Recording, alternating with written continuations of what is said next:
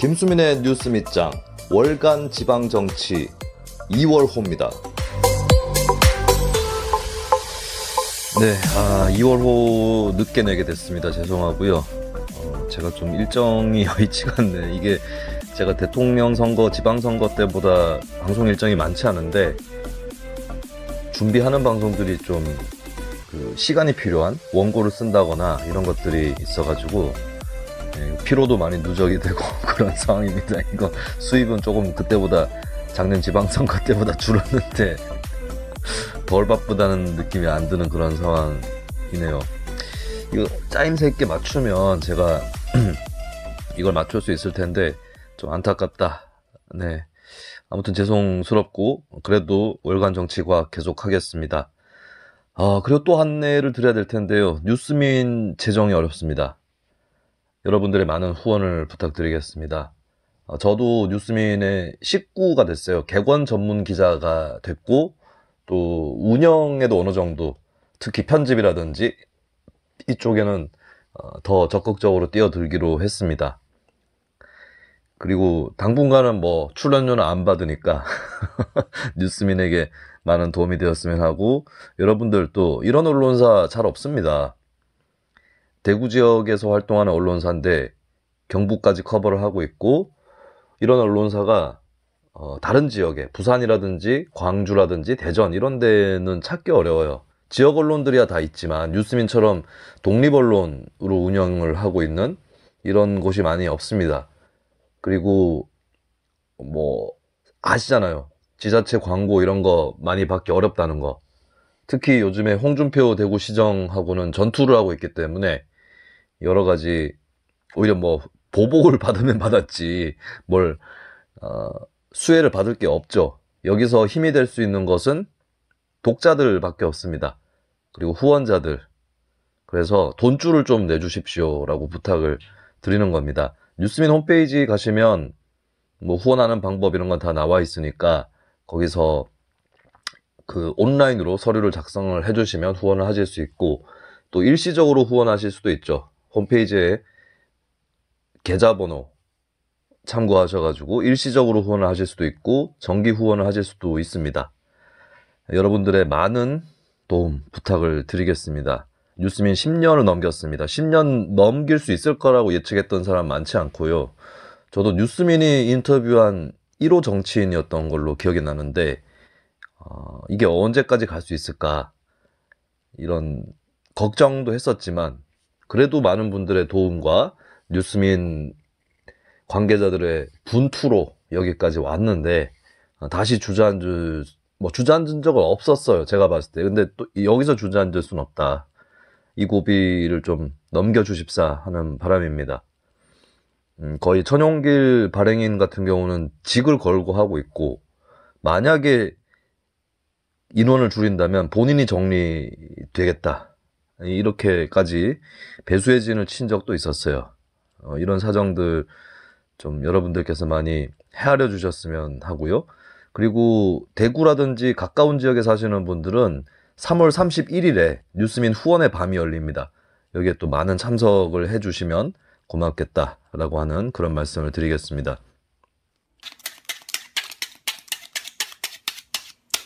얼마 전 연합뉴스에 2023년 2월 20일자 기사로 나갔던 내용인데요. 정당 현수막 줄에 모기 턱, 아찔 사고, 합법화 이후 난리비었습니다. 정당 현수막 많이 걸려있죠. 길거리에 가다 보면. 이게 중간에 제도가 바뀌었어요. 예전에는 정당 현수막 물론 많이 걸었었는데 사실은 다 불법이었습니다. 정당 입장에서는 정당법에 의거해서 정당 현수막을 걸었다라고 얘기는 하지만 이게 정부의 유권 해석에 따르면 5개 광고물법이 우선이다라는 거거든요. 그래서 5개 광고물 해서 그 현수막 게시대가 있죠. 거기에다가 사용료를 내고 어느 정도의 기간을 잡고 거기다만 걸어야 된다. 다른 데 건 것은 정당 현수막이 정당법에 따라서 걸렸다고 해도 위법이다. 뭐 이렇게 돼가지고 사실은 다 위법이었어요. 근데 봐준 거죠. 행정당국에서. 그리고 이걸 다 위법으로 삼는 건 분명히 문제가 있습니다. 그럼 정당은 무엇으로 표현을 하는가? 일상활동이라든지 이런 것들 하기 어려운 것이고, 그러면 다 국회에서만 하는 것이냐, 정당 활동을. 예, 이렇게 봤을 때는 당시 제도는 분명히 수정돼야 될, 고쳐져야 될 대목이 있는 거였다라고 하는 거였습니다.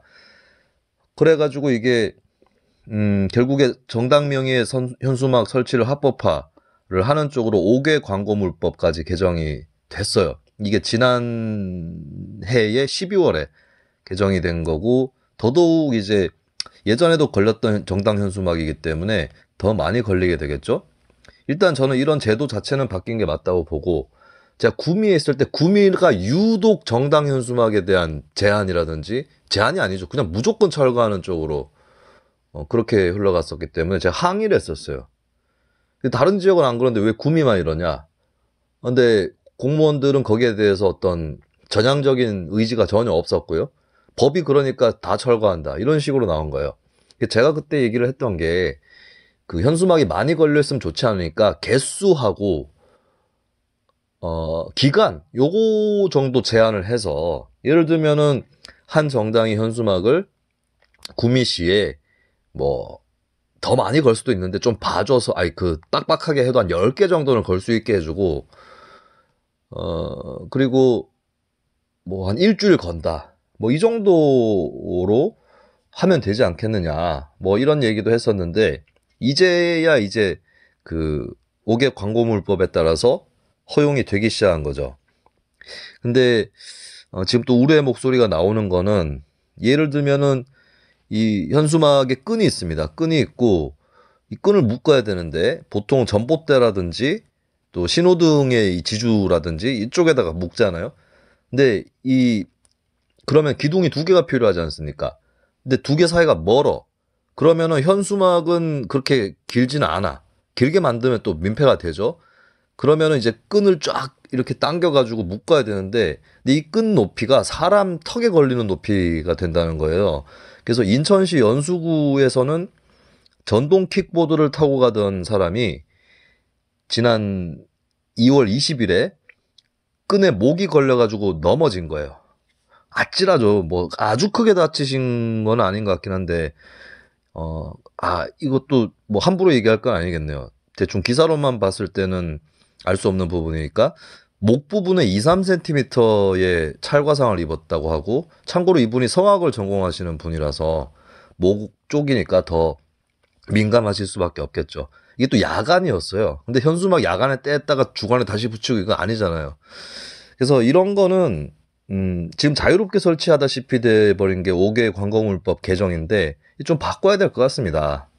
이건 이제 지자체에서 뭐 조례로 어떻게 해볼 수 있는 부분은 별로 없을 것 같은데, 어쨌든 뭐 제도가 정비되기 전에 정당이 알아서 위험하게는 안 걸리도록 해야 되겠고, 이 사진을 보니까 인천시 연수구에 걸려있는 이거 보니까 현수막이 낮아요. 현수막 위치 자체가. 근데 끈은 더 낮지. 그 아래쪽 끈은 아래로 향하게 이렇게 당겨서 묶으니까 더 낮은 건데, 현수막도 이거 키 좀 큰 사람은 못 지나가겠는데? 그리고 너무 중간이야, 높이가. 그래서 이런 것들은 좀 신경을 써서 해야 되지 않을까. 그 어떤 데 보면은 이제 사람 통행이 없는 그 구간이 있잖아요. 길거리인데 길가에 있는데 사람의 통행이 없다. 그런 데는 차라리 좀 낮게 붙이는 게 낫지 않나. 그리고 그 교량 같은데 이런 데 차라리 붙이는 게 나을 것 같습니다. 이 정당들이 좀 알아서 시민 통행 안전 이런 데 저해되지 않도록 현수막을 붙여야 됩니다. 현수막은 중요해요.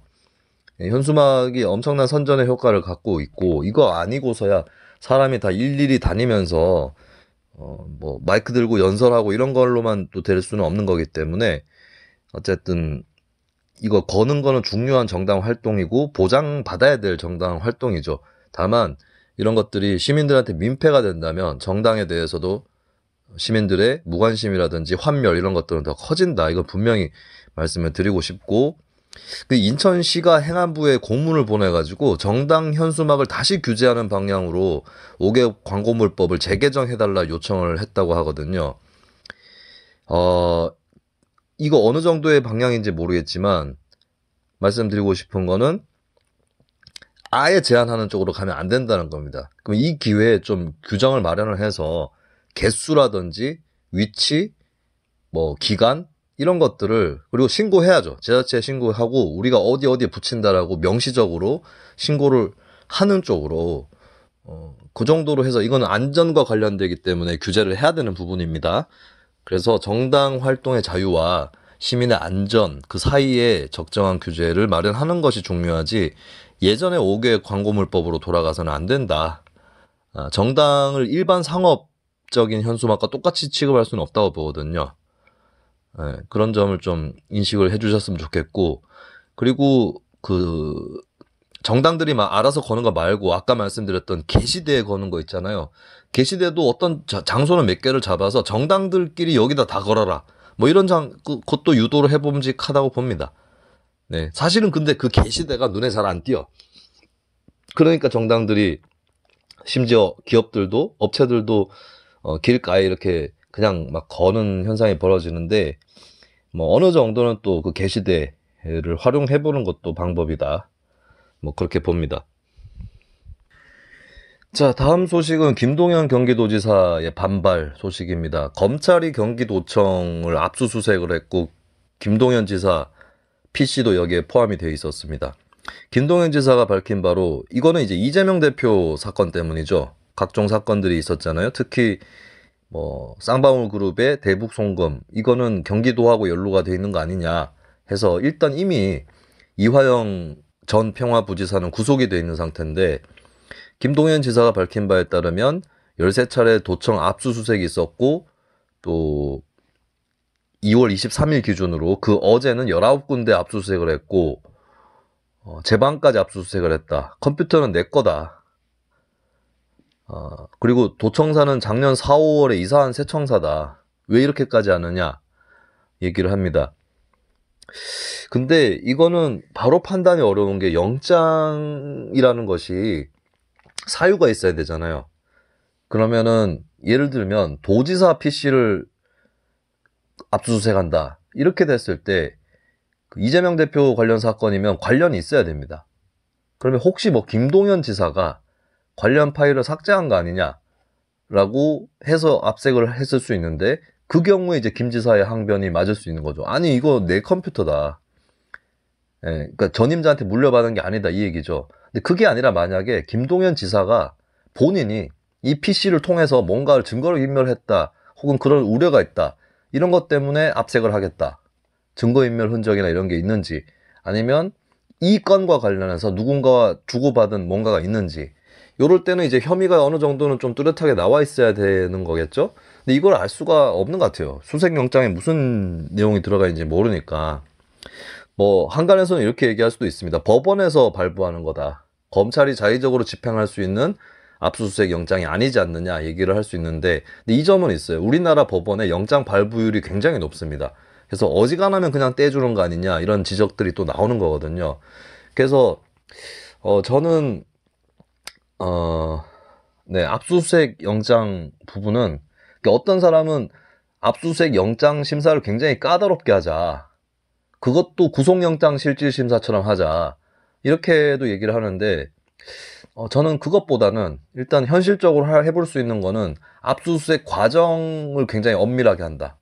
예, 그 변호사 입회를 다 보장을 하고 그 방어권을 충분하게 행사할 수 있도록 하며 그것이 보장되지 않았을 경우 그 과정을 거쳐서 취득한 정보에 대해서는 무효화한다. 이거 어느 정도는 지금도 지켜지고 있는 부분인데 이렇게 해가지고 일단 이쪽으로 더 사후적인 거죠. 발부 이후의 과정 이것을 더 엄밀하게 하는 선에서 방어권을 보장하는 것이 일단은 더 현실적인 것 같긴 합니다. 근데 어쨌든 영장에 구체적으로 어떤 내용이 들어가 있는지 알 수 없으니까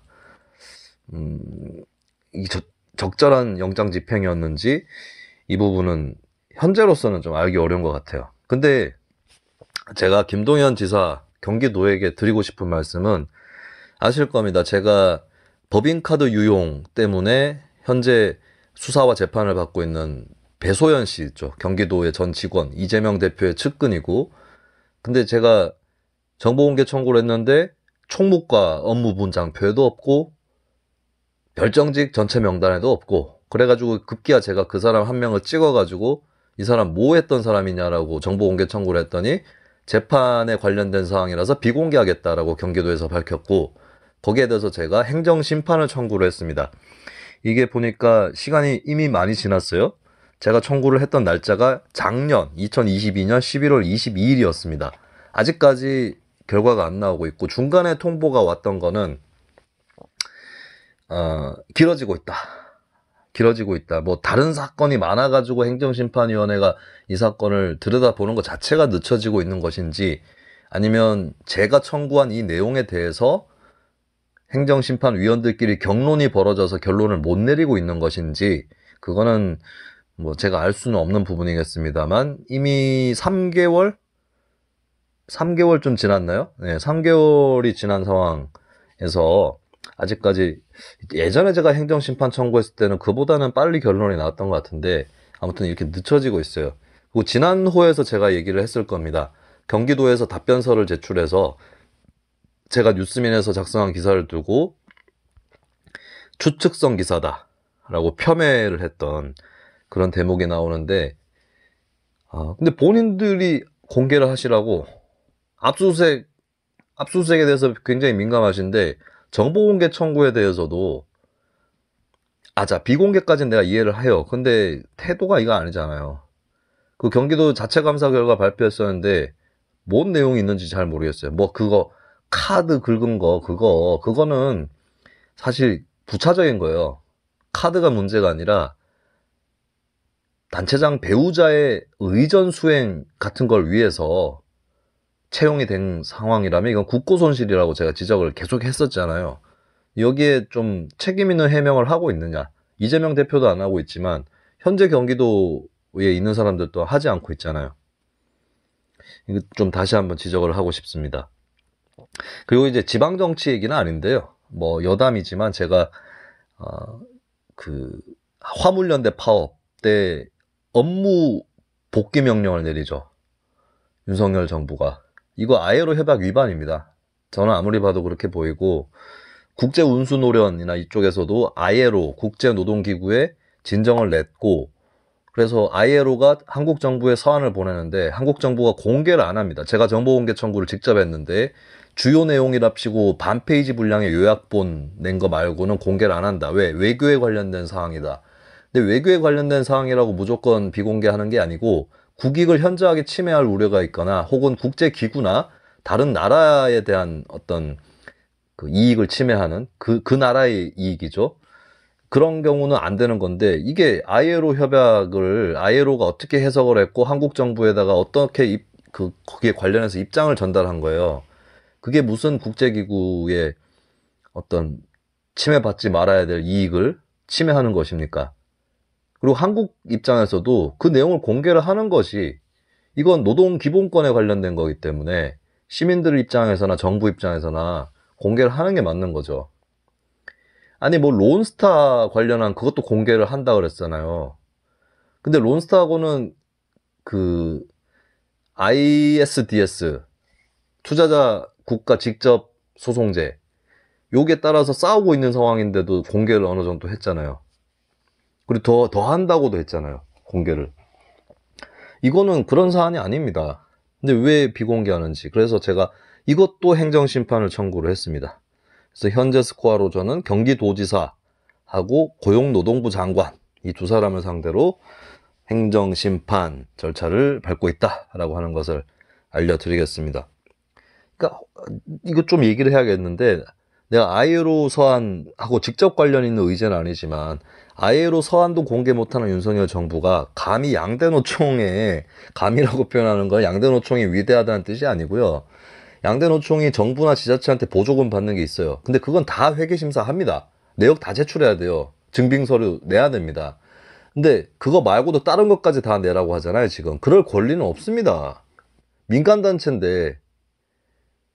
그리고 사용자 단체도 한국경총이라든지 상공회의소라든지 중소기업 중앙회라든지 무역협회라든지, 뭐 정경련은 작년에 안 받았다 그랬고, 중견기업연합회 요쪽에 5개 사용자 단체도 689억 원을 지자체 말고 국고보조금 맞춰서 받았어요, 작년에. 여기에 대해서도 그렇게 하나요? 보조금 사업 말고 다른 내역까지 다 내라고 합니까? 안 하잖아요. 현행 법상으로 노조는 그것밖에 없어요. 의무가. 그러니까 이건 당연한 걸 수 있는데 재정에 관련한 자료를 노조의 주된 사무소에 비치해둬서 조합원들이 볼 수 있도록 해야 될 의무가 있습니다. 근데 이거 안 지키면 과태료 500만 원인데 과태료 싸다 싶은 생각은 들어요. 이건 법 개정을 해서 올려야 된다라는 게 제 개인적인 생각입니다만, 근데 2017년 대법원 판례에 보면 조합원이 이거를 복사를 해갈 수 있는 권한은 없는 것으로 판결이 나왔습니다. 그러니까 조합원도 등사 복사가 안 되는데 정부가 다 내놓으라는 거예요, 지금. 민주노총, 한국노총에서는 표지를 냈어요, 표지를. 비치되어 있는 거를. 근데 그 내 내용에 대해서는 낼 의무가 없는 거죠. 근데 그걸 가지고 지금 양대노총이 개긴다, 뭐 이러고 있어요, 윤석열 정부가. 자, 참 웃기는 얘기인데 윤석열 정부 국민의힘의 지지 기반 중에 하나가 한국노총 일부 조직이에요. 특히 영남 지역에 많습니다. 여기랑 싸워본 사람이 저예요. 제가 2012년, 13년 요때 많이 싸웠었습니다. 2011년부터 시작됐군요. 이 사람들은 구미 씨한테 해외에 놀러 가면서 1억 원 받아서 가요. 지난번에도 제가 한번 그 지방의원의 세계에서 얘기를 했던 것 같은데 다시 말씀을 드리면 그때 어느 정도였냐면은 이런 식이에요. 자기들이 스위스 독일을 가겠다.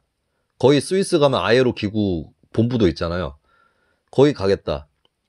그래서 자신들이 4천만 원을 자부담할 테니까 1억 원을 구미시에서 대달라. 이렇게 해가지고 서류가 통과가 돼서 예산이 배정이 됐습니다. 이 사람들이 어떻게 했느냐. 행선지를 바꿉니다. 베트남과 중국으로 행선지를 바꾸고 그 다음에 자부담을 4천만 원에서 400만 원으로 줄여요.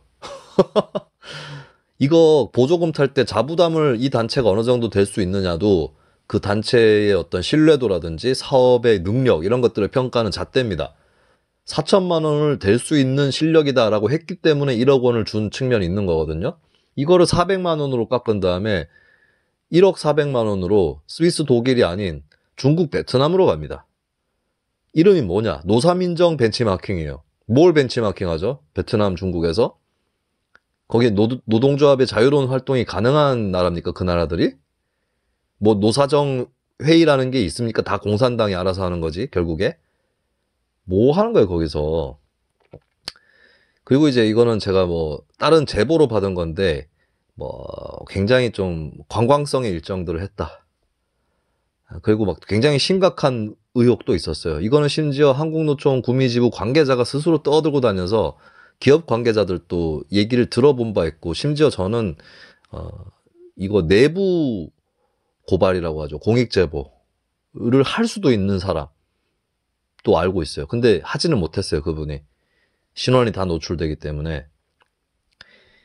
근데 그걸 떠나서 그 의혹이 사실이고 아니고를 떠나서 이 자체가 불량한 거 아닙니까? 그리고 이거 말고도 국내에서 놀러 가는 것도 다 지원받고 그랬었어요. 한국노총뿐만 아니라 경총도. 또 무슨 일이 있었냐면 한국노총에 5개 산하단체가 체육대회를 해요, 각각. 그래서 1,000만 원씩 받아갔어요. 도합 5천만 원이죠.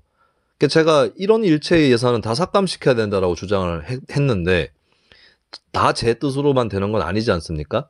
그래서 하다가 보니까 반액 삭감을 했어요. 그랬더니 이 사람들이 5개 단체 체육대회 5개 하는 거를 안 하고 문경세제였나 등반대회로 바꿔요. 비용이 줄었으니까 바꾼 거죠. 그런데 체육대회를 했던 조합원들 입장에서는 올해는 왜 안 합니까? 이렇게 된 거예요. 그랬더니 한국노총 관계자가 뭐라고 설명을 했냐면 구미시의회가 예산을 삭감해서 체육대회를 없앴다.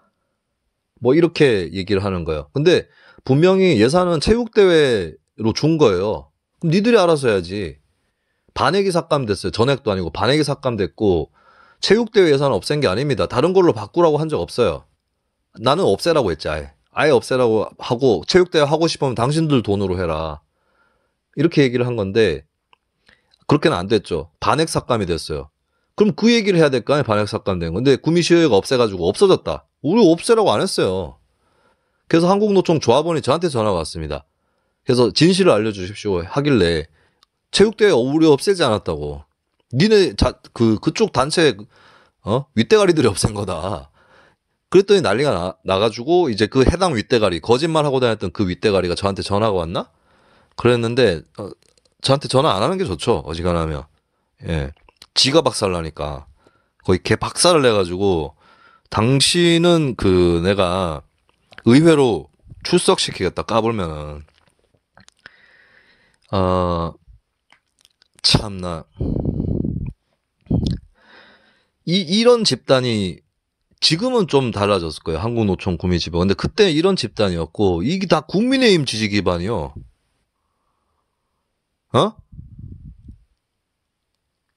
국민의힘 지지 기반이라고. 지금도 마찬가지요.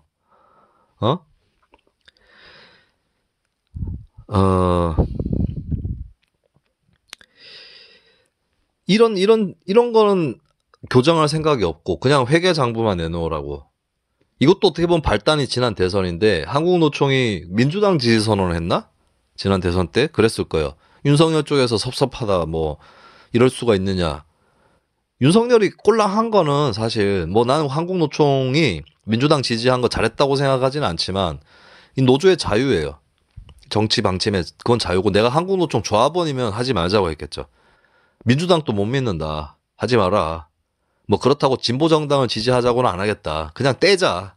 그리고 사실 이런 노총에서 지지선언 한들 노총 조합원들 100만 명 넘는 사람들이 한꺼번에 표가 가지도 않아요.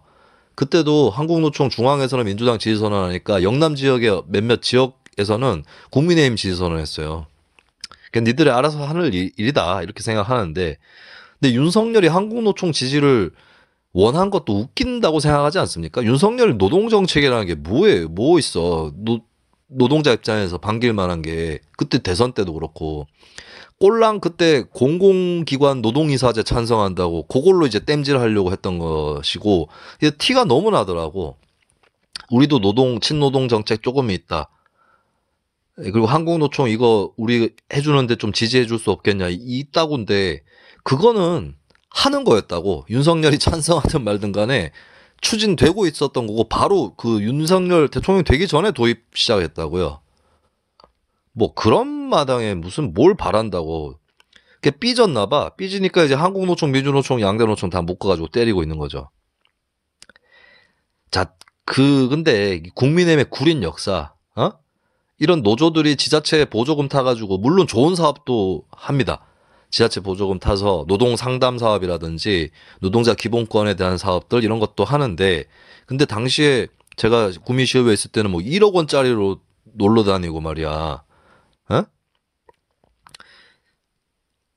해외 놀러 가고 국내 놀러 가고 이런 걸로 돈 타가지고 쓰고 체육대회도 하고 그 결국에는 구미 한국노총이 당시에 쓰던 그 공판장인가? 예, 한국노총 건물에 있는 게 그게 이제 불법 운영인가 그래가지고 예, 그것 때문에 이제 완전 멘붕이 오는 사태가 벌어지죠. 한국노총 쪽에. 이게 뭐냐고.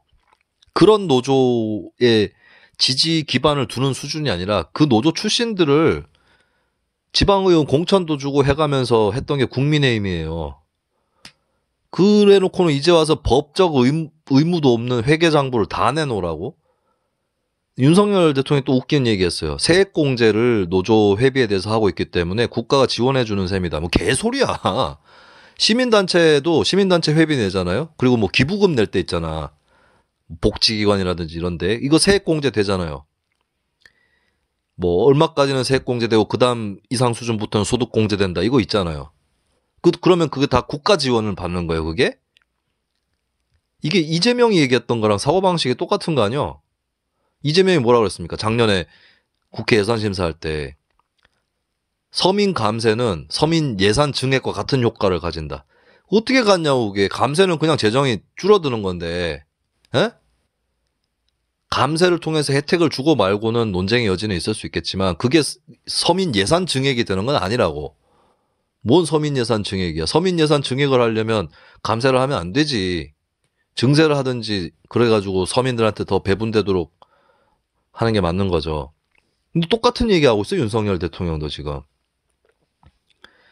개소리를 하고 있어. 그리고 그렇게 치면은 자 그렇게 친다고 치자. 세액공제도 해주고 보조금을 받는 분야도 있다 치자. 그렇게 치면은 사용자 단체나 시민 단체라든지 관변 단체라든지 다 그렇게 해. 그러면 똑같이 그렇게 하라고. 아니, 관변 단체는 당연히 관변이니까 그렇게 해야 되는 거겠죠. 그리고 법에 그게 보장이 돼 있다면. 근데 노조는 그것도 아니라고. 그 어떤 사람 학교랑 비교하는 사람이 있는데 학교하고 노조 같아? 학교는 사립학교는 공공에서 돈 주는 거 빼버리면 완전 자율형 사립고 자립형 사립고가 되거나 아니면 그 학교 운영 못합니다. 질이 달라져요. 유치원 마찬가지고. 근데 노조는 보조금 없어도 그 사람만 못하는 거지 그냥 노조에 평상시에 운영을 할 수 있는 거예요. 같은 거냐고 이게 학교하고 민간단체가. 아무리 사립학교라고 해도. 그 뭐 돈 줄 건 줘가면서 또 법에는 없는 거는 하려고 그러고. 웃기는 얘기 아닙니까? 자, 그러면 내가 이 사안에 대해서 이거는 중앙정부 소관 아니고 지자체 소관이니까 물어본다면 제가 자주 강조하는 거 폐기물 수거업체 이거 사기업에 위탁해가지고 수거하는 데 많잖아요. 지자체가 직접 안 하고. 근데 돈은 지자체가 다 대줍니다. 독립채산제 아니면 지역도급제면 다 대줘요. 그리고 거기에 인건비 명목의 돈이 정확하게 금액이 있습니다. 근데 이거 인건비 다 안 주고 빼먹는 업체들 있죠. 사실 세상이 많이 좋아져서 계약서에 보면 이런 식으로 인건비 갈취를 하면 여러 가지 징계를 할 수 있어요. 제재를 할 수 있어요.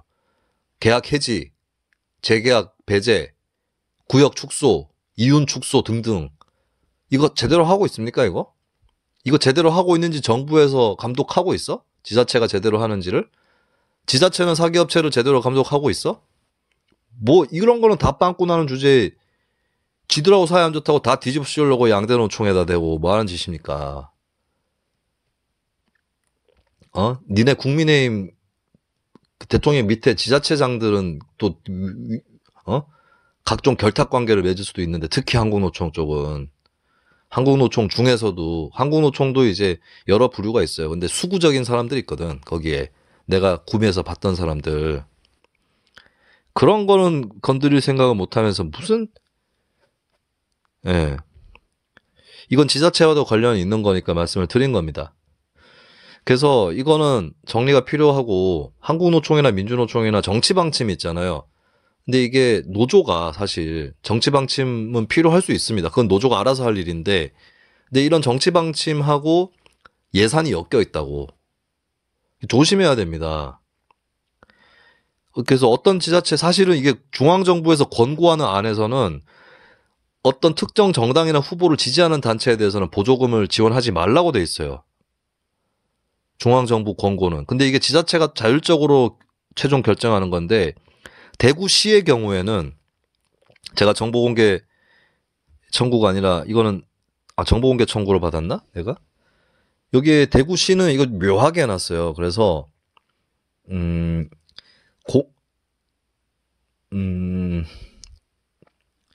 대구시는 이렇게 해놨더라고. 사실상 특정 정당 또는 선출직 후보를 지지 지원 또는 반대할 것을 주된 목적으로 하거나 이런 단체는 비영리 민간단체 지원을 해서 제외한다. 주된 목적은 아니잖아. 한국노총이나 민주노총이나 주된 목적은 아니죠. 선거에서 누굴 지지하거나 반대하는 활동이 주된 목적이라고 볼 수는 없어요. 그잖아요. 그거 하려고 만든 단체는 아니잖아. 그렇기 때문에 이 지원의 근거를 열어준 거죠. 근데 자 이거 자체가 뭐 규정을 떠나서 논란은 될 수 있어요. 아니 그런 거를 선거에서의 지지 활동 이런 거 한다는 것 자체로 민간단체 지원해서 배제하는 게 맞느냐? 이거는 제기할 수 있는 문제예요. 근데 대구시의 문제는 뭐냐면 이거 한국노총한테 많이 쏠려 있어요. 예산이. 민주노총에 비해서. 그리고 저는 민주노총 그렇다면 이거를 민주노총 쪽에도 많이 주는 것으로 균형을 맞춘다? 이것도 바람직하지 않다고 봅니다. 시가 직접 해야 될 일은 직접 하는 게 맞고 노총 관계자가 그 과정에서 시에서 기간제 직원을 뽑는데 거기에 응모를 해가지고 공채가 되면 일을 하고 이런 거는 뭐 굉장히 무난한 거죠. 근데 시가 특정 단체한테 위탁을 주고 이런 것들은 조심해야 됩니다. 그래서 저 같은 경우는 비정규직 권리보호조례 만들 때 비정규직 센터를 시가 직영하도록 만들어 놨었잖아요. 근데 나중에는 이제 좀 비현실적이다. 노총이라든지 민간 조직에 좀 참여할 수 있도록 열어줘야 된다 해서 이거를 조례를 개정을 했었죠. 제가 의원 그만두고 몇 년 지나서.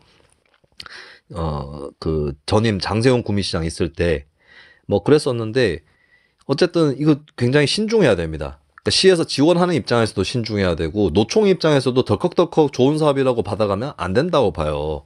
비정규직 사업 같은 경우도 공공에서 하는 비정규직 사업은 비정규직한테 보장되어 있는 법적 권리들 이런 것들 챙겨주는 것부터 시작을 하는 거고, 근데 투쟁을 뭐 어떻게 한다거나 협상 전략을 짜준다거나 이런 것은 공공에 있는 센터가 할 영역은 아닌 거거든요. 이렇게 되면 이제 사용자 측에서도 지금 공공에서 끼어들어 가지고 중재를 서는 수준이 아니라 투쟁을 지금 지도하는 거냐 이렇게 돼버리면은 지역사회에서 이 센터가 제대로 자리를 잡기 어렵습니다. 그렇다면 그런 부분들은 노조가 자체적으로 운영하는 비정규직 센터에서 소화를 해주는 게 맞는 거죠. 근데 이런 것들이 잘 안 지켜지고 있는 거, 특히 한국노총과 지자체가 결탁하는 이런 사례들이 상당히 많이 있었는데, 그런 거는 정리할 생각 안 하고 뭐 또 회계장부를 달라고 칭칭거리고, 이거는 윤석열 정부 임기 끝나면은 이 고용노동부 장관부터 해가지고 수사받을 것 같아요. 직권남용으로. 왜냐하면 분명히 고용노동부 직원 내부에 전부 돌대가리들이 아니라면 이거 법적으로 안 됩니다 라고 한 직원이 있을 거예요. 근데 그 사람을 묵살시키고 굴복시켜가지고 진행시켰을 수 있죠. 네. 그렇다면 이거 직권남용이나 월권이 될 수 있는 거죠. 어느 쪽인지는 잘 모르겠네요. 월권인지 직권남용인지는. 직권남용은 이제 자기가 갖고 있는 권한을 남용하는 것이고, 월권은 그 권한을 넘어서는 거기 때문에 다른 개념인데, 근데 이거 어쨌든 이거 뭐 현 정부에서는 덮고 넘어가겠지만 계속해서 밀어붙이겠지만, 하지만 대통령 바뀌면 요번에 양대노총 상대로 회계장부 소동을 벌였던 고용노동부 관계자들은 저는 수사 대상이 될 거라고 봅니다. 저주하는 것 같나? 저주 아니고 상식적으로 봤을 때 그렇다는 겁니다. 법치를 하라고, 법치를. 응? 자, 우리 고정지역 중 하나인 서울시 은평구로 가보겠습니다. 시설관리공단 관련한 의제가 가장 눈에 띄네요. 지금 뭐 이 문제는 지난번에도 제가 이 방송을 통해서 지적을 했던 걸로 기억이 납니다. 체육시설 민간 위탁 부분인데, 수영장 짓는 거 민간 위탁되는 부분, 은평 청여울 수영장이었죠. 요거 민간 위탁 동의안이 다행스럽게 부결됐었다라는 소식 전해드렸었는데, 요번에 또 올라왔네요. 2월에 임시회 안건으로 또 은평구의회에 올라왔는데, 자, 이 정도는 정말 그 의원들이 여러 명 잘 지적을 하셨네요. 최락이 의원, 양기열 의원, 신현일 의원, 네, 다들 지적을 했습니다. 이거 시설관리공단에서 해라 이거예요.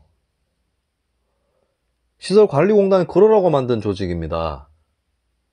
사회 서비스를 전문적으로 하는 조직이에요. 체육시설 못할 게 뭐가 있어. 인력이 부족하면 더 채용하면 되지. 민간 위탁에 주나 똑같은 거 아니에요. 민간 위탁에다가 주면은 거기도 인건비하고 다 쳐가지고 그 민간단체에 줘야 됩니다. 운영 비용을. 민간 위탁을 하는데 만약에 야, 우리 민간단체는요 자금도 있고요 인력도 있어가지고요 얼마든지 맡겨주시면 됩니다 하면은 주면 될 것 같죠. 그런 게 어딨어 세상에. 예? 그 단체도 위탁을 받아야 일감이 있는 거예요. 사람도 쓸 수 있고.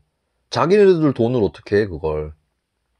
그럼 어차피 예산은 지원되는 거예요, 민간 위탁을 하면. 근데 문제는 뭐냐면 민간 위탁은 민간 사업자입니다. 그 이윤 또 쳐줘야 될걸? 이런 거 다 쳐주고 이러면은, 그리고 그 공공시설인데 민간이 자꾸 맡는 거는 특혜성 소지가 생긴다고. 왜냐면 자, 민간에 체육시설이나 이런 것들을 위탁받을 수 있는 세력은 많지 않습니다. 정해져 있어요. 자, 누가 위탁을 받잖아요? 자, 그 위탁을 받으면 어쨌든 그 민간단체가 공공보다 잘 못한다 할지라도 노하우는 쌓일 거 아니에요? 자, 그럼 위탁 기간이 지났어. 위탁 연장해. 재선정해. 누가 되겠습니까? 원래 하던 업체가 되겠지. 고용승계도 되고 좋잖아요. 그럼 계속 그 업체에 가는 거예요.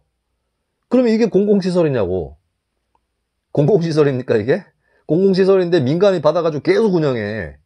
뭐하러 지어요 그런 거를. 민간에서 돈 많이 드는 것도 아니고. 자, 그럼 경쟁을 시킨다? 왜 뭐하러 경쟁시켜? 한 업체가 숙련돼가지고 오히려 전문성이 쌓이는데 어떻게 또 경쟁을 시켜요? 그게 말이 안 되는 거잖아요. 이거를, 아니, 시에서 지은 건데, 민간 위탁은 최대한 자제돼야 됩니다. 아주 한시적으로, 야, 이건 프로젝트성이야. 근데 공공에서는 이거를 맡아서 하는 팀이 없다. 근데 민간에는 있다. 그러면 줄 수 있죠, 민간 위탁을. 이런 경우는 오히려 주는 게 낫죠. 전문성이 있으니까. 근데 오래 가지는 않아. 근데 상시적으로 할 사업이면은, 이거 민간 위탁을 안 하는 게 맞는 거죠. 자, 그럼 시에서 공무원을 늘리는 방법도 있잖아요. 근데 이게 그 공무원의 인건비라든지 인원수 이런 것들을 제한되는 제도가 있죠. 총회 인건비 제도라든지 이런 거. 그리고 그 제한이 없다 할지라도 예산 사정이나 이런 게 있기 때문에 또 부담이 될 수도 있습니다. 민간 위탁의 직원하고 공무원하고는 처우가 또 다르니까. 근데 이 경우는 뭐다? 공기업이에요. 시설관리공단입니다. 시설관리공단 1호라고 만든 거예요. 시설관리공단에 인원 더 채용하는 거는 그 총액 인건비 제한 이런 데 들어가지 않습니다. 그리고 시설관리공단 이미 있는 조직이에요. 그러면 이 사람들이 꼭 체육시설은 아닐지라도 다른 시설들을 경험해본, 관리해본 그런 이력들이 있는 거고 그 노하우를 살려서 시설관리공단이 하면 되는 겁니다. 근데 이걸 왜 민간 위탁에 주려고 하느냐. 시설관리공단이 분명히 있는데 그리고 은평구의회에 출석한 최영식 은평구 시설관리공단 본부장의 답변 내용이 뭐냐면 이거는 이제 은평시민신문에 우리하고 제휴 관계죠. 박은미 기자님 쓰신 기사에 나오는 건데요. 체육센터를 17년간 운영하는 등 역량을 충분히 갖추고 있는 만큼 앞으로 공단으로 업무가 하나씩 올 수 있지 않을까 기대하고 있고 만약 업무가 맡겨진다면 최선을 다하겠다 라고 얘기했어요. 이게 나름 소심 답변인 것 같은데 왜냐하면 이게 지금 위탁을 주려고 하는 은평구청장하고는 입장이 다르다고 볼 수 있는 것 같거든요. 그러니까 아주 원론적인 답변은 시에서 결정해 주시는 대로 하겠다. 민간 위탁이 되면 민간 위탁 되는 거고 근데 만약에 저희한테 오면 또 저희도 최선을 다하겠다. 여기까지는 원론적인 답변인데 근데 이렇게 표현을 덧붙였잖아. 체육센터로 17년간 운영하는 등 역량을 충분히 갖추고 있는 만큼 우리는 할 수 있다. 우리 잘할 수 있다. 이 얘기 한 거 아니에요. 의원들이 그 민간 위탁 하지 말라고 하는 의원들 입장을 어느 정도 뒷받침해주는 발언입니다. 그럼 이거 잘못된 발언이냐? 이 그 공기업 대표로서 이 구하고 보조를 맞추지 못하는 것이냐? 그게 아니라 아니 공기업의 대표로서 능히 할 수 있는 얘기고 해야 되는 얘기예요. 자, 이거는 저는 의심할 수밖에 없는 게 민간 위탁을 누가 받느냐 그러면 그게 의심스러워요. 만약에 민간 위탁을 어느 쪽에서 받아간다더라 이 얘기가 나오고 있다면 그쪽하고 구청 간의 유착을 의심할 수밖에 없는 겁니다. 아, 이거 하니까 또 생각난다. 내가 앞에서 한국노총 얘기했는데 구미시에 근로자문화센터라고 있어요. 거기도 시설관리공단에 맡겨도 되는데 한국노총에 맡겼다니까. 이게 이런 식이에요 결국에. 그러면 결국 공공이 시설 지어가지고 운영은 민간에다 맡기고 그게 민간에서 계속 공공시설 운영하다 보면 장단점이 뭐냐. 장점은 제가 얘기했듯이 노하우가 쌓여가지고 잘 운영할 수 있게 되는 점은 있어요. 물론 무조건 그렇지는 않습니다. 탈이 날 수도 있는데 그런 경우도 있다는 거죠. 단점은 뭐냐면 얘네들 그 터가 돼버려요. 얘네들 자기 시설처럼 써버린다고 이거를 오래 쓸수록. 그렇게 해도 되겠냐고. 이건 불화니까 불화. 특혜성 불화 아니에요. 이거 잘 추적해봐야 됩니다. 누가 민간 위탁을 노리는가. 이거 사실 민간 위탁 그냥 동의해가지고 맡겨놔 놓으면 알아. 누가 따가는지. 예. 근데 그렇게까지 해버리면 다시 되돌리기 어렵잖아요. 그렇기 때문에 지금 은평구의회 의원들이 일단 이거 민간 위탁 동의안 전에 부결시켰는데 아마 그때 부결시키는 쪽에 손을 들었던 의원들 일부가 흔들리고 있을 겁니다. 그때는 논의가 성숙하지 못해서 일단 반대했어요 라고 해둔 사람들이 구에서 자꾸 작업하고 하면 이번에는 찬성을 해줘야겠다 이렇게 흔들릴 수 있거든요. 근데 이건 막아야 됩니다. 이런 식으로 계속 나가면 안 된다. 공기업이 이럴 때 필요한 거다라는 것을 다시 한번 강조를 드리겠습니다.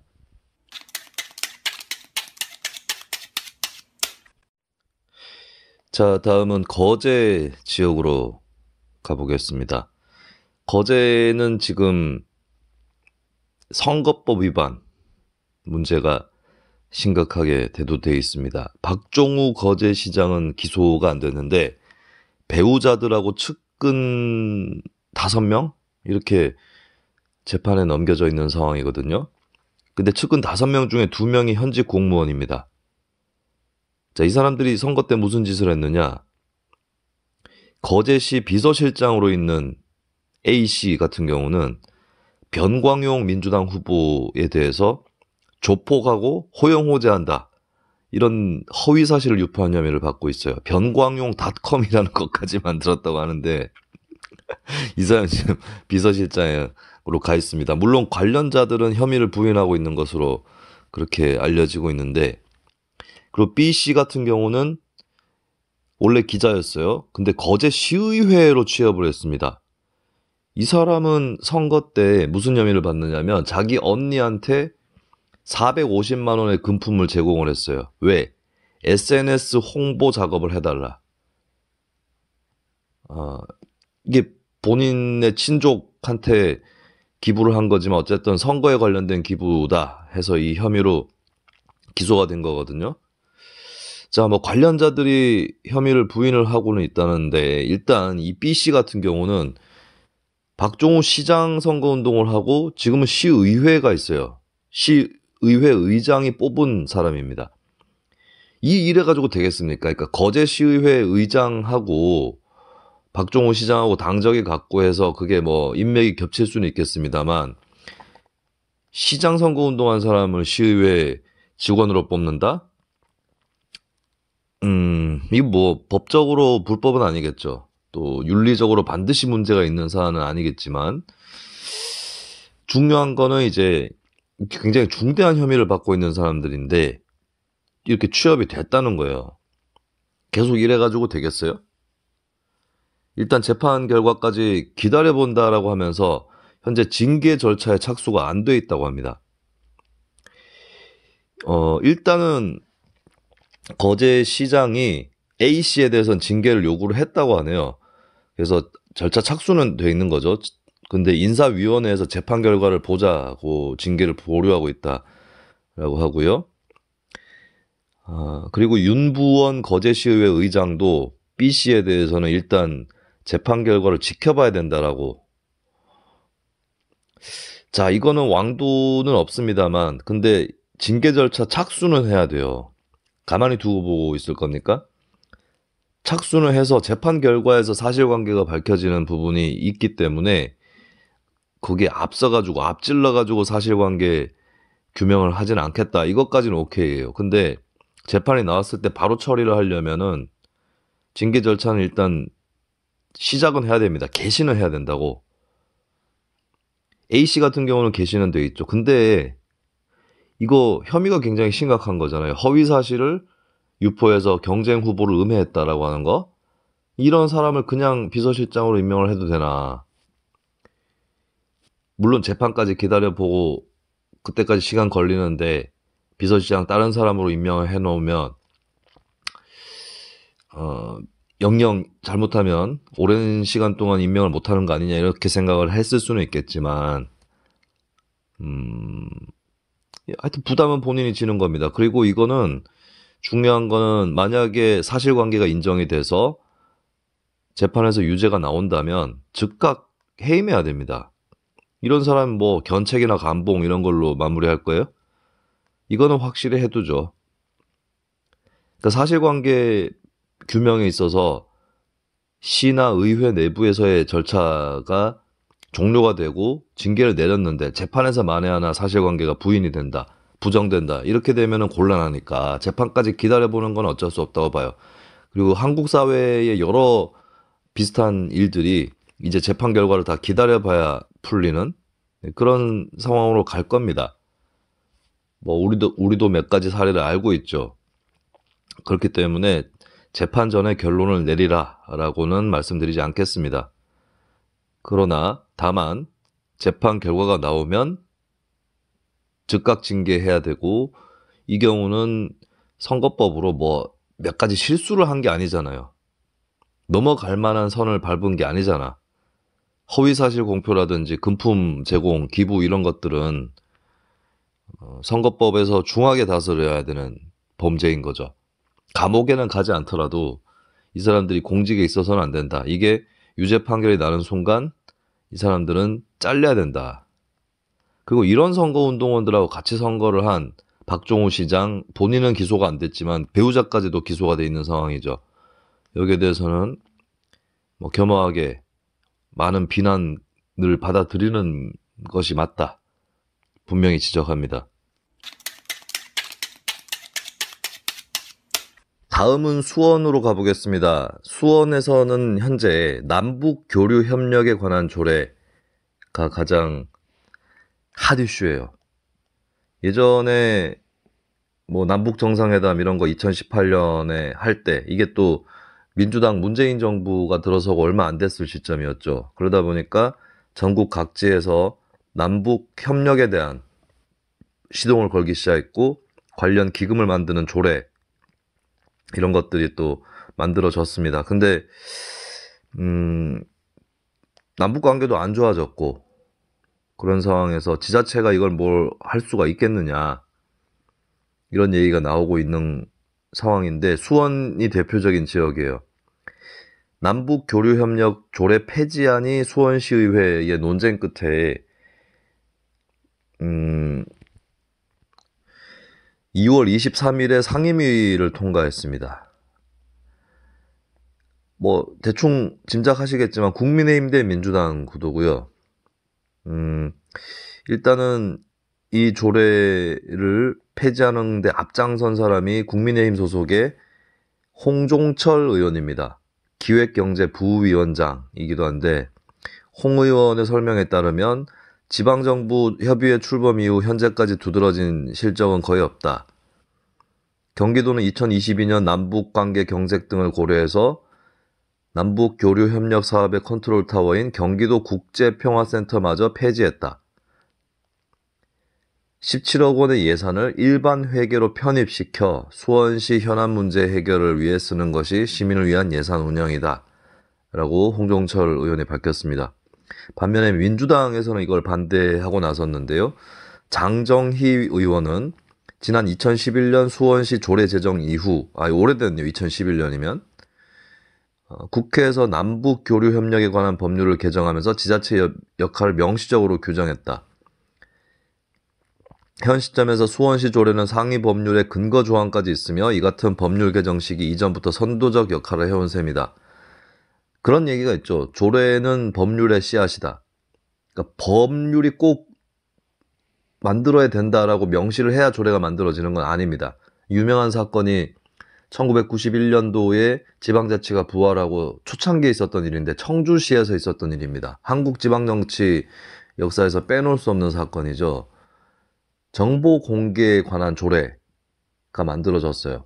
그런데 그 당시에 청주시장이 이거 상위법에 근거가 없다라고 제2요구를 합니다. 거부권 행사죠. 그러나 청주시의회에서 통과를 시켜요. 그러니까 결국 법원으로 가거든요. 법원으로. 근데 법원에서 그때 판결을 내린 바로 법령의 범위 내에서 조례를 만든다라고 법률에 나와 있죠. 근데 그 의미가 뭐냐면 법령의 위임을 받아서가 아니라 아마 법령의 범위 내에서로 되어 있어요. 그게 법령에 딱 근거가 없더라도 법령에 저촉되지 않으면 된다라는 뜻이다 라고 해석을 합니다. 그러면서 정보 공개에 관한 조례는 인정이 되고 오히려 이게 거꾸로 이 조례가 있기 때문에 법도 만들어보자. 전국적으로 시행해보자. 국가적으로 해보자 하는 취지에서 공공기관의 정보 공개에 관한 법률이 만들어지는 거죠. 그래서 이때 나왔던 얘기가 조례는 법률의 씨앗이다 라는 얘기가 이때 나오는 것입니다. 근데 이제 수원시 같은 경우는 남북교류협력 조례가 법이 만들어지기 전에 2011년에 그때는 이명박 정부였었던 시절이죠. 그때 이미 만들었던 거다. 이렇게 이제 민주당 쪽에서는 맞받은 건데 수원시의회가 국민의힘이 다수파입니다. 시장은 민주당이죠. 여소야대라고 지난번에 말씀을 드렸었는데 국회에서는 국회란다. 지방의회에서는 국민의힘이 다수파고 또 이 상임위 기획경제위원회 위원이 9명인데 5대4예요. 국민의힘 5명, 민주당 4명. 이렇게 해서 표결에 붙인 결과 폐지안이 상임위를 통과했다라고 하는 거고 상임위 통과하고 이제 국회에서는 보통 우리나라 국회 보면 상임위를 법안이 통과를 하면 법제사법위원회로 가잖아요. 근데 우리나라 지방의회는 그렇지 않습니다. 바로 본회의로 갑니다. 그래서 현재 예정으로는 2월 28일 본회의에서 의결이 될 것이고, 국민의힘이 다수파고 국민의힘이 당론으로 폐지를 추진하고 있기 때문에 수원시 남북교류협력 조례는 폐지되는 것으로 좀 유력하긴 합니다만, 여기서 마지막 변수가 있는 거죠. 뭐죠? 아까 제가 잠깐 말씀드렸던 제2요구가 있는 겁니다. 이거 국회하고 절차가 거의 같은데, 그렇잖아요. 대통령이 법안 거부권 행사하면 국회에서 3분의 2 이상의 국회의원이 찬성을 해야 그 법안이 통과가 됩니다. 안 하면은 부결되는 거예요. 마찬가지예요. 지자체에서도 지자체장이 통과된 조례안에 대해서 제2요구를 하면 의회에서 찬반 표결을 해서 전체 표에서 그 찬성이 3분의 2가 넘어야 돼요. 근데 지금 국민의힘이 수원시에서 3분의 2는 아닐 텐데, 그러면은 이 조례안의 폐지를 막을 수 있습니다. 사실 시장이 어떻게 하느냐에 따라서. 자, 근데 이 지금 남북협력기금 문제는 수원시에서만 문제가 되고 있는 게 아닙니다. 여러 지자체에서 특히 국민의힘 대 민주당 이 싸움에서 폐지의 기로에 서 있는 것이 현실입니다. 광역지자체만 따지더라도 남북교류협력기금이 1742억 원이에요. 그러니까 정부의 남북교류와 별도로 지자체 차원에서 북한 쪽과 각종 교류 협력을 하려고 만들었던 그런 조례고, 2018년에 많이 늘었죠. 그리고 시작은 1998년에 강원도가 처음으로 시작을 했다고 합니다. 근데 지금 뭐 할 게 별로 없잖아. 남북 교류가 안 되고 있으니까요. 경기도 같은 경우는 156억 원 규모의 교류 협력 사업 계획을 했지만 현재 사용액은 17억 원이다. 여러분도 아시겠지만 대북 송금 사건이나 이런 것까지 있어가지고 굉장히 먹구름이 끼어 있는 거죠. 고양시의 경우는 남북 보건의료 지원 사업 화해가 아니라 화회입니다. 화회. 꽃 교류 사업 모두 중단되면서 97억 원이 기금이 누적돼 있고, 수원시, 방금 말씀드렸던 수원시는 매년 5억 원을 적립해서 20억 원 규모의 기금을 조성을 했으나 사용액은 3억 원에 그쳤다는 거죠. 저는 이런 현실로 봤을 때 이거를 기금까지 조성을 해가면서 할 일인지는 잘 모르겠어요. 남북관계가 안 좋기도 하고 나중에 좋아질 때를 대비해서 지금 이걸 쌓아둬야 되나? 자, 어떤 기금을 쌓아둔다는 거는 뭘 의미하죠? 어떤 사업을 못하게 된다는 의미이기도 합니다. 그래서 이걸 좀 고집해야 될까? 남북 교류를 할 수도 있겠죠. 나중에 또 할 수 있는데 그게 기금이 꼭 필요한 건지는 의문이네요. 그때가 되면 일반 회계에서 편성을 하든지 그렇게 하는 방안이 더 맞지, 이걸 따로 기금으로 적립한다라고 하는 거는 지금 쓸 데도 없는데 기금을 자꾸 적립해서 뭐 하겠어요. 이게 전시행정 같은 느낌도 들고, 남북 교류를 영영하지 말자는 게 아니지 않습니까? 그래서 기금 자체를 적립을 안 하고 동결시키는 방법도 있을까요? 그런 방법을 써도 되고, 일단 스탑시키는 거죠. 근데 그게 아니라 일단 기금을 해제하고 일반 회계로 편입시키는 방법도 있을 수 있겠습니다. 누적이 많이 돼 있으면은 좀 일부는 다시 떼가지고 넣는 방법, 일반 회계로 넣는 방법을 강구를 해볼 필요가 있겠고, 누적이 얼마 안 돼 있으면은 그 경우는 이제 동결을 시키든지 해도 될 것 같네요. 나중에 쓰면 되는 거니까. 근데 어쨌든 간에 이게 지자체의 고정적인 사업이 아니지 않습니까? 남북교류가 정세의 영향을 굉장히 많이 받는 사업이고, 북한이라는 지역의 특수성 감안을 해보면 사실 국가적으로 뭔가 교류를 하고 소통을 하는 것이 우선이기 때문에 지자체가 알아서 뭘 할 수 있는 건 별로 없지 않습니까? 그래서 이걸 그렇게 매달릴 일은 아닌 것 같습니다. 그럼 당장에 뭐 할 수 있는 일이 별로 없는데, 근데 이런 걸로 좀 싸움이 나는 것 같아요. 결국에 정치적인 상징 효과가 크기 때문에.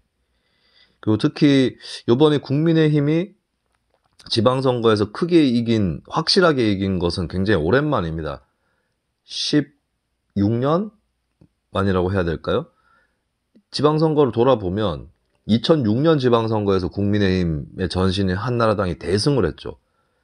2010년 지방선거에서는 비겼습니다.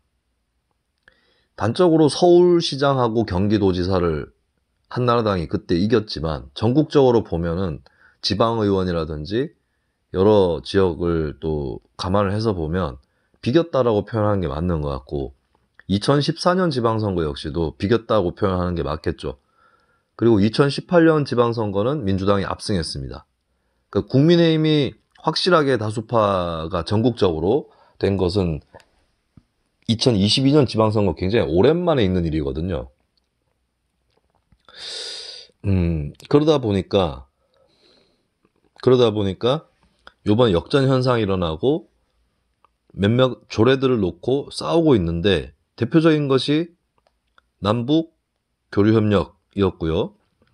자, 또 하나가 있는데 이것도 쓰잘데기 없이 이거는 자, 남북 교류협력은 기금이 쓸모가 없어서 폐지하자 이런 주장할 수 있다고 봐요. 국민의힘 쪽 주장에 일리가 있습니다. 근데 이건 진짜 쓰잘데기 없는 게 경기도의회에서 성평등 기본조례 일부 개정 조례안을 국민의힘 서성란 의원을 포함해서 18명의 국힘 의원들이 공동 발의했어요. 근데 뭐냐 주요 내용이 성평등이란 용어를 양성평등으로 변경하는 거래요. 자, 아시잖아요. 성평등이란 말을 쓰는 이유를. 그러니까 육체적으로 봤을 때는 이분법적으로 여성과 남성이 있다. 뭐 이렇게 얘기를 할 수 있더라도 근데 사실 양성애자도 있고 동성애자도 있고 트랜스젠더도 있고 사실 인터섹슈얼이라고 하나요? 네. 이런 분들이 아주 희귀하진 않은 걸로 알고 있어요. 그러니까 양성을 다 타고나시는 분들도 있습니다. 육체적으로도. 그래서 이런 이제 스펙트럼을 이해를 하려면 뭐 굳이 양성이라고 표현할 것 없이 성평등, 양성평등이라는 개념도 있는 거죠. 있는데 성평등 안에 들어가는 거 아니에요. 양성평등에는 성평등이라 N개의 성이라고 표현할 수도 있는 이런 다양성이 들어가지는 않습니다. 양성평등이라는 개념에는. 근데 성평등에는 양성평등, 연한평등이라는 의미가 들어가는 거 아니에요. 그래서 이거는 인간의 인식 발달이라든지 심화 이런 것들을 담아내는 명칭인데 이걸 뭐하러 양성평등으로 되돌리냐고. 이 결국에 보니까 지금 극우 개신교에서 지지 선언을 하는 모양인데 또 이런 걸 동원해가지고 하는 거예요 또. 응? 차별 철폐나 이런 거 할 생각은 안 하고 이런 가지고 또 시비 걸고 있는 겁니다 또.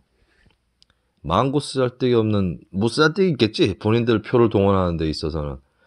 근데 극우 개신교 그 표를 갖고 주민 전반을 위한 사업 뭘 하겠다는 거예요. 하여튼 이런 걸로 또 시비 걸어가지고 또 지방 정치를 뒤로 거꾸로 돌리려고 애를 쓰는 것 같습니다. 그리고 실질적인 내용한테로 좋지 않은 영향이 번지는 사례는 전라북도하고 경기도에서 학생인권 조례를 개정하겠다. 임태희 교육감은 어느 학생이 다른 학생들에게 불편을 끼쳐도 학생인권 조례 때문에 교사가 아무런 조치를 할 수 없는 비정상을 고치기 위해 자율 속 책임을 배울 수 있도록 조례를 보완하겠다. 어떻게 하려고요? 아니, 다른 학생의 권리를 침해하면 학생이, 그건 제재가 있어야죠. 없나, 지금? 전혀 없나요? 제재가? 이 내용을 더 봐야 될 것 같고, 그리고 전라북도는 학생참여위원회 설치 규정을 의무에서 권고로 바꾼다. 뭐할로 권고로 바꿔요? 학생인권심의위원회 규정을 둔다 해서 둘 수 있다로 바꾼다. 그래서 뭐 마음대로 할 거예요?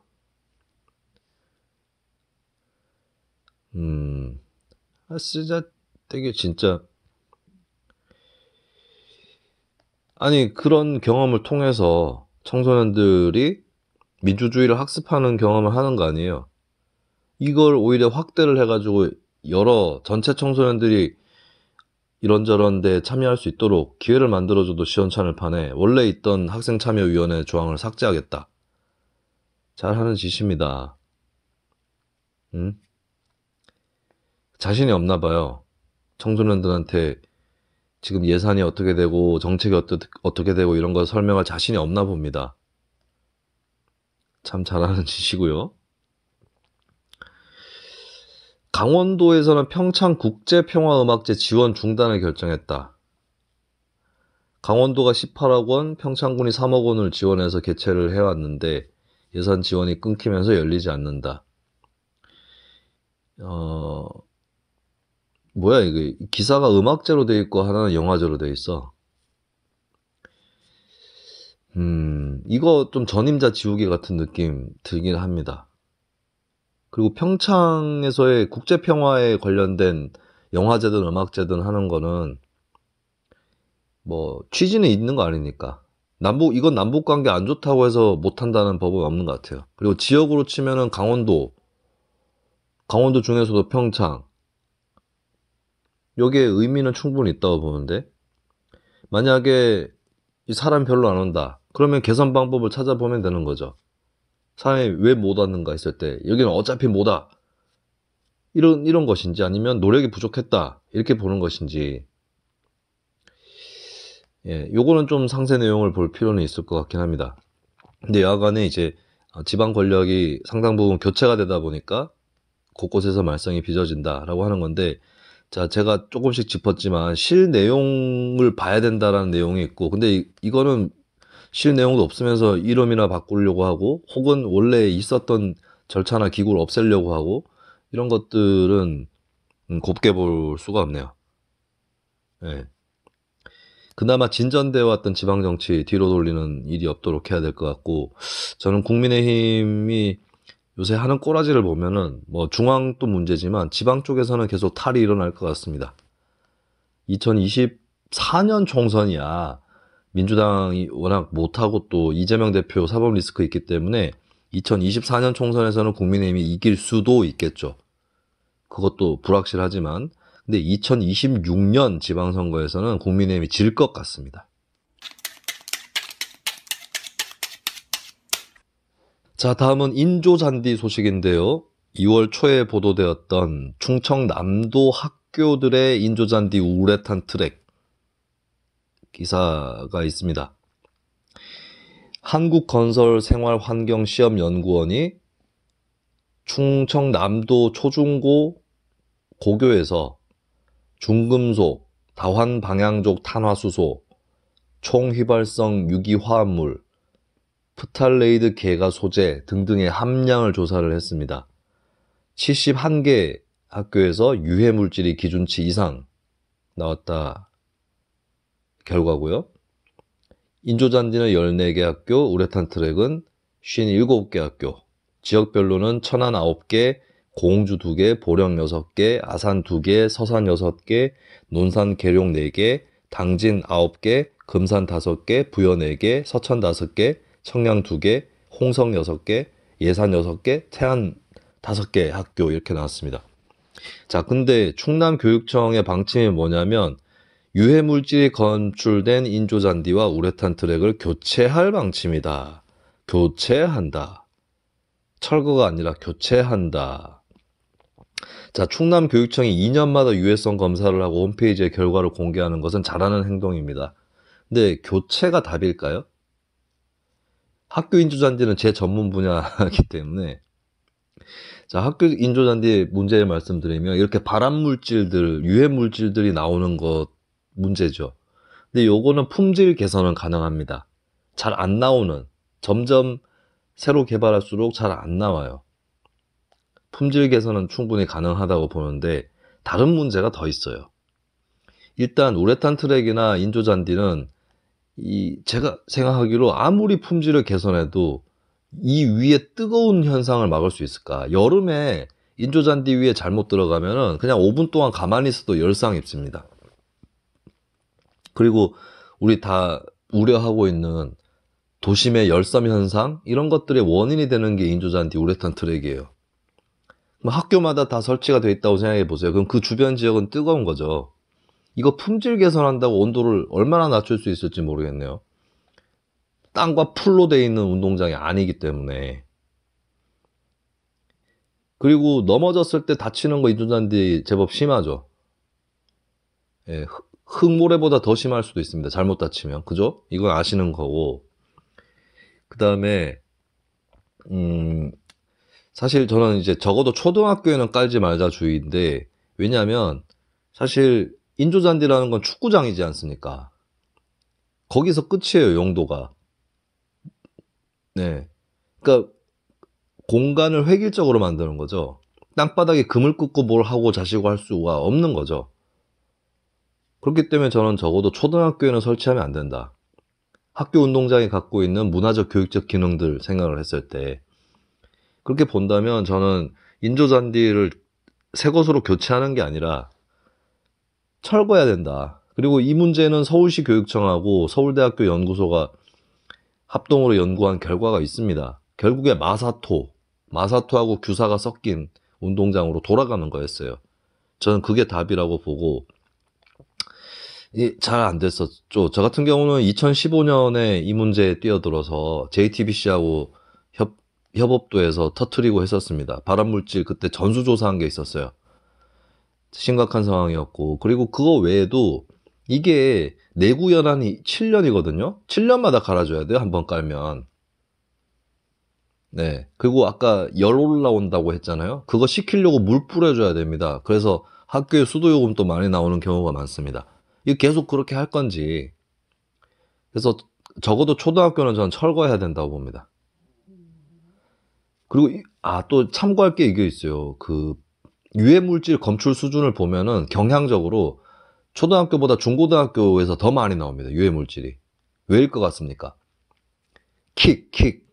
힘. 공 찰 때 누가 세게 찹니까? 중고등학생이 초등학생보다 훨씬 세게 차죠. 그러면은 이제 여기 마모, 손상 이런 것도 더 빨리 오는 거고 유해물질도 더 많이 나오게 되는 거죠. 그래서 자꾸 이거를 악순환으로 갈 거냐. 어차피 7년마다 갈아줘야 되고 7년 전에도 유해물질이 이렇게 검출이 되면 기준치가 넘어서면 바꿔야 되는데 유해물질이 어느 정도 나오느냐 학교마다 다르겠죠. 근데 좀 심한 경우는 홍성의 한 초등학교에서는 농구장인데 프탈레이트 계가 소재가 기준치의 87배 넘게 검출이 됐답니다. 그러니까 이거 품질을 개선을 해도 자꾸 파손이 되면 유해물질은 더 나올 수 있는 거고, 뭐 유해물질 문제를 해결한다고 해도 나머지 문제들이 해결이 안 되기 때문에 또 이거 인조잔디 까는데 뭐 비용이 싼 것도 아니잖아요. 그러면은 이거는 자꾸 악순환으로 들어가서는 안 된다고 봅니다. 그래서 제가 얼마 전에 보니까 경북 같은 경우는 철거에 들어가고 있더라고요. 제가 2015년에 이 문제 다뤘을 때도 결과적으로는 대부분이 교체로 갔어요. 인조잔디 업체들이 좋아했어요. 제가 그거 조사할 때는 인조잔디 업체한테 완전 찍히겠구나라고 생각했는데 그것 때문에 새로운 수요가 창출이 돼가지고 인조잔디 업체들 돈 오히려 더 벌어갔어요. 근데 시간이 조금씩 흐르니까 철거 쪽으로 더 가닥이 잡히더라고요. 저는 이거 다시 교체해서 될 일이 아니다 이렇게 보고, 그리고 예전에 어떤 진보 진영 사람이 뭐 제가 했던 그 인조잔디 철거 운동에 대해서 비꼬면서 철거냐 아니냐에 답이 있는 게 아니다, 민주적으로 토론해서 결정하느냐가 중요하다, 뭐 이런 얘기를 하더라고요. 제가 그래서 그 사람하고 뭐 만난 적이 없는데 제가 근데 공개적으로 물었어요. 그러면 민주적으로 토론을 할 때 당신은 뭐를 선택할 거냐고. 이야, 민주적으로 토론하는 이 광경이 너무나 훌륭하옵니다. 나는 여기서 빠집니다. 그럴 거예요? 그때 찬성 반대 뭘 해야 될 거 아니야? 민주적으로 토론할 때. 에? 졸라 허무한 얘기 아닙니까? 저는 그분이 굉장히 여러 분야에서 식견을 갖고 있고 지역 활동을 오래 하신 분인데 정말 한심하다고 생각되더라고요. 그 부분은. 뭐 할 건데 민주적 토론에서 그때는 뭐 할 건데 그러면 빠질 거예요? 민주적 토론이 개시되었으므로 난 집에 갑니다 이럴 거예요?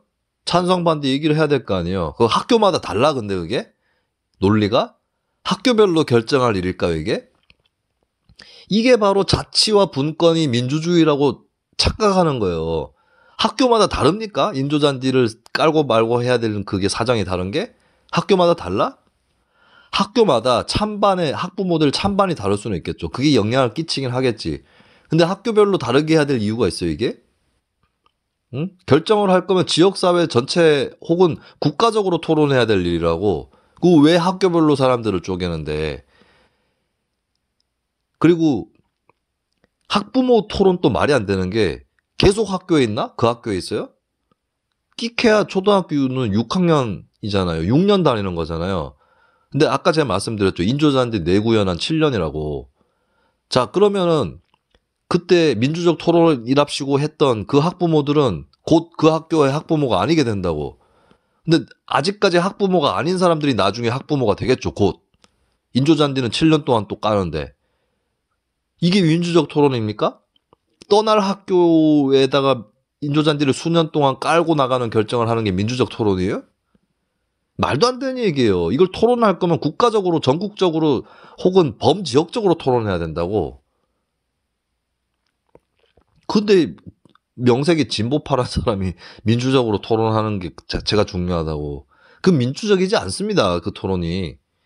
민주적 토론이 여기서 비용이 발생하고 쓸데없다라고 얘기를 드리는 게 아니라 그건 민주적 토론이 아니라고. 참 이런 걸 봤을 때는 제가 사실 이게 녹색당에 있을 때 인조잔디 문제를 했던 거고 아까 제가 말씀드렸던 그 사람은 노동당 사람인데 녹색당도 한심하다고 생각했던 게 그 사람이 얘기하는 거에 넘어가 버리더라고요. 실컷 조사 활동 해놓고 토론회까지 다 해놨는데 그 사람이 페북에서 끄적인 얘기에 당의 정책위의장까지 넘어가가지고 그렇죠. 민주적 토론이 중요하죠. 그게 본질이죠. 아니 열섬 현상을 불러일으키는 시설을 민주적 토론으로 하면 그거 설치해도 괜찮다고 얘기하는 게 녹색당의 일입니까? 그래서 제가 그때 이제 녹색당 당직자 안 할 때였는데 당이 이래가지고 되겠냐 싶었어요. 그때도. 실컷 뭘 해놓으면은 사실 당의 성과였잖아요. 인조잔디 문제 폭로한 거는. 그걸 살리지는 못할 망정. 해놓은 것도 당 관계자가 부정을 하니 제가 뭐 나중에 그 당을 나오게 된 것도 이상한 일은 아니었던 것 같습니다. 근데 세상이 바뀌네요. 저는 그때 좀 절망했었거든요. 실컷 터트려놨는데 학부모들이 자기 학교 명단 확인해 보느니 우리 학교는 기준치 미달이네 끝! 뭐 이렇게 돌아서 버리고 기준치 넘어선 사람들은 넘어선 학교 사람들은 또 그쪽 사람들대로 쉬쉬하고 있고 학교들은 학교들대로 철거가 아니라 재설치를 하고 있고 야 이건 뭐 애써가지고 해봤자 소용이 없구나. 그리고 발암물질 얘기만 하려고 한 건 아니었는데 교육문화적인 아까 공간 활용에 대한 얘기도 했었던 거잖아요. 그런 거에는 관심도 안 가지고 뭐 그러더라고요. 이거 있다. 내가 빠뜨린 건데 이거 미국에서 발표났던 거죠. 인조잔디에서 자꾸 연습하던 축구 선수들이 암이라든지 이런 데 걸리는 일이 있었다고. 근데 공교롭게도 그 중에 다수가 골키퍼들이었어요. 골키퍼들이 인조잔디하고 몸이 맞닿는 횟수나 기회가 많죠. 골키퍼 아닌 사람들이야 뭐 태클 할 때 정도 그때 이제 다리가 좀 닿고 몸이 뭐 등이 닿는다거나 뭐 넘어질 때 그거 아니면 주로 그냥 발만 닿는 거잖아요. 근데 골키퍼들은 이제 경기도 경기지만 훈련할 때 계속 나르잖아요. 그러니까 이 구장에 닿는 면적이 넓고 횟수가 많은 포지션이 골키퍼입니다. 골키퍼들이 많이 그 병에 걸렸다. 그 병에 걸린 사람 다수가 골키퍼였다. 그걸 봤을 때는 아무래도 유해물질 영향이지 않겠느냐. 이렇게 볼 수 있는 거죠. 뭐 근데 유해물질 아니라도 문제는 있다고 제가 말씀을 드렸습니다.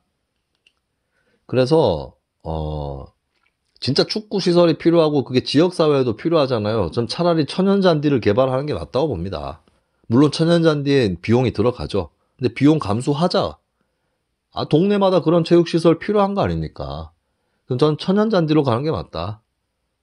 깔더라도. 근데 저는 초등학교는 천연잔디도 아니다.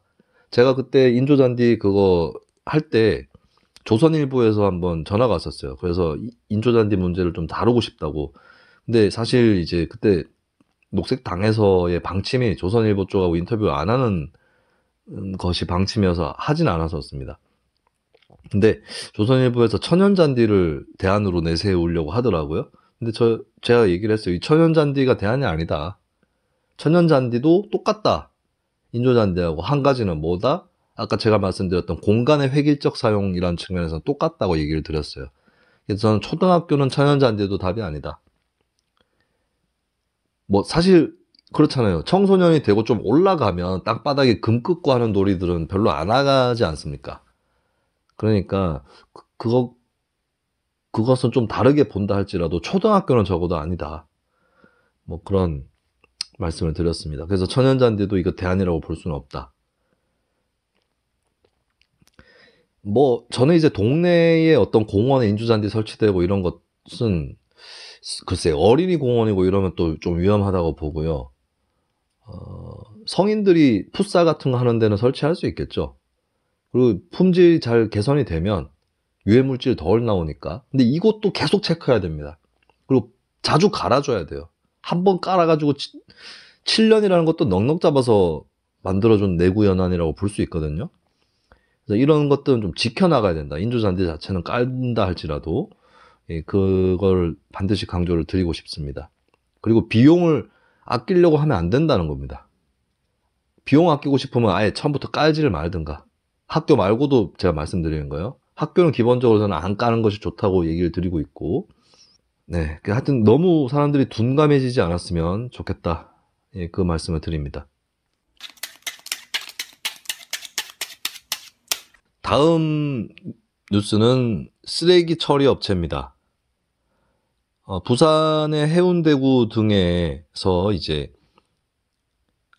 생활 폐기물 수집 운반 대행 용역 입찰 공고를 냈고, 해운대구는 4개 구역을 나누네요. 근데 지금 문제가 되고 있는 게 뭐냐면 이행 실적 평가 항목이 이 생활 폐기물 수집 운반 업무를 대행하는 업체를 선정하는데 포함이 되어 있다라고 하는 겁니다. 이게 왜 문제가 되냐면 이행 실적을 평가한다는 거는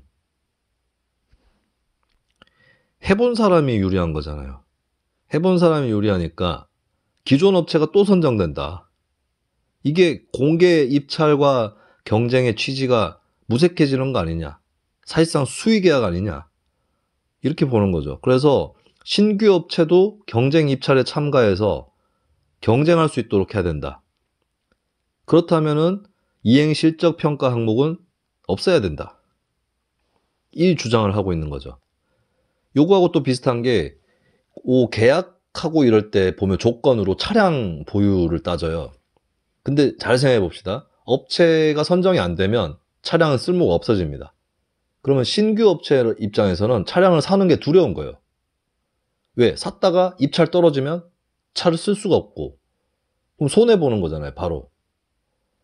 그래서 이제 나왔던 방법 중에 하나가 자금을 공탁을 걸고 공탁을 건 상태에서 만약에 경쟁 입찰을 했는데 선정이 됐다. 그러면 그때 차를 사는 걸로 뭐 이런 식으로 풀자. 이런 얘기도 나왔었던 겁니다. 근데 결국에 이제 이게 경쟁 입찰인데 경쟁이 안 이루어지고 있다라고 하는 문제의식이 나오는 거죠. 자, 근데 저는 이행 실적 평가하면 안 된다. 뭐 차량 보유 지금 얼마 대수가 얼마인지 바로 보면 안 된다. 이런 주장 다 부차적인 거고요. 이게 본질적으로 독점 사업이라는 게 중요한 겁니다. 왜 한 업체가 계속 할 수밖에 없느냐? 보통 폐기물 수집 운반은 1년 단위로 계약을 하거든요. 근데 구미 같은 경우는 중간에 지금은 바뀌었는지 모르겠는데 제가 시의원 할 때 기준으로 봤을 때 이게 1995년에 쓰레기 종량제 봉투가 도입되면서 시작된 거잖아요. 그때 했던 업체가 2010년 초반에도 계속 하고 있었어요. 한 해도 빠짐없이. 1년마다 계약을 하는데도 불구하고. 경쟁 업체가 없는 거예요. 경쟁 업체가 없을 수밖에 없지. 어쩌면 그건 당연한 겁니다. 이 사업 자체가 본질적으로 독점이기 때문입니다. 이거를 경쟁을 시킨다고 해결될 일이 아니라고 저는 봐요. 자, 경쟁을 시키면 어떻게 됩니까? 예를 들면 경쟁을 해도 문제인 게 여러 업체들이 있어. 그리고 심지어는 한 해 동안 사업을 못하게 되더라도 1년 기다렸다가 또 도전할 수 있는 업체들이 있어요. 그렇다 칩시다. 이런 경우도 없지만 그러면은 자 매년마다 바뀝니다. 바뀌고 사람도 바뀌어요. 고용 승계 될까요? 고용 승계를 어느 정도 보장을 하고 압력을 넣도록 돼 있는 게 현재 룰이긴 합니다. 근데 자 이것도 거꾸로 생각해봐. 업체가 바뀌어도 고용 승계가 되면 일하는 사람은 똑같습니다. 그럼 업체를 바꾸는 게 무슨 의미가 있죠? 감독자가 바뀐다? 감독자가 더 좋은 사람이 감독을 한다? 자, 그렇게 친다면 감독을 지자체에서 하면 될 거 아닙니까? 그죠? 결국에, 자, 이 폐기물 수집 업무는 이거 제가 여러 번 다뤘죠. 이거 수익 중에 11분의 1은 생 이윤이에요. 이윤까지 챙겨줍니다. 인건비 다 내주고 이윤도 대주는데, 이거를 직영화하면 이윤 부분은 없어지는 거예요. 비용에서. 그러니까 이건 직영화해야 됩니다. 직영화. 이거는 경쟁을 하는 사업이 아니에요. 독점 사업입니다. 본질적으로. 본질적으로 독점은 뭐다? 민간 독점보다 공공 독점이 옳다. 이게 핵심이에요. 그렇기 때문에 이 사업 자체를 공공 독점으로 바꿔야 됩니다. 이거 못 바꾸잖아. 문재인 정부가 무슨 비정규직에 정규직화한다 그랬죠. 이거 안 건드렸잖아요, 이거. 이런 것도 안 건드리면서 뭔 정규직화요. 윤석열 더 못 건드리지. 어? 노조 회계장부는 뒤져도 이런 거 못 건드릴걸? 이거 중요한 문제입니다. 이거 바꿔야 됩니다. 적어도 공기업이 할 수 있도록 해야 됩니다. 그리고 이재명이 썼던 방법 있잖아요. 사회적 기업에게 주는 거. 이걸 이제 제한 경쟁을 할 수 있습니다. 지자체에서. 일정 요건을 정해서 거기에 해당하는 업체만 들어와서 경쟁할 수 있는 제한 경쟁의 방법을 쓸 수 있고, 사회적 기업이나 협동조합이 한다? 사회적 기업이나 협동조합이 한다고 해서, 자, 뭐 이럴 수는 있겠죠. 공익을 중시하는 데서 들어오면 이윤을 덜 챙기고 노동자들 잘 챙겨주겠거니 할 수 있죠. 근데 그거는 케이스 바이 케이스예요. 그렇게 안 할 수도 있어, 사회적 기업이라도. 그러니까 이게 지금 본질이 사회적 기업한테 주니, 경쟁을 시키니, 협동조합한테 주면 되니, 이게 아니라고. 이건 공공 독점이라서 지자체가 직접 하든지 공기업에 맡기든지 해야 될 일입니다. 이거 못 푸는 거는 전국 각지에 이거 쥐고 있는 사람들 눈치 봐가지고 못 푸는 것 뿐이에요. 이거 언젠가 진짜 내가 대통령이면, 국회의원이면 이거 그냥 다 직영화입니다. 직영화. 덤벼보라 그러지 뭐, 전국 각지에서. 이거 인건비 갈취 아직까지 되는 데 있을 겁니다. 이윤을 뻔히 챙겨주는데도 인건비로 챙겨준 몫을 빼서 사용자 쪽에서 가져가는 게 있을 거라고. 그런 업체가 아직 남아있을 겁니다. 그거 한번 시간 나면 우리가 협동을 해서 털어보죠. 근데 이게 좀 까다로워요. 정보공개 청구로 자료를 받을 수 있겠지만 좀 까다롭습니다. 저도 이거를 항목을 어떻게 짜가지고 정보공개 청구를 하는 게 맞을지 아직도 연구 중이거든요. 근데 한번 우리가 프로젝트로 털자고. 네, 월 말에 이르러서야 늦게 업로드한 월간 지방정치 2월호 여기까지입니다. 다음 달에 뵙겠습니다. 고맙습니다.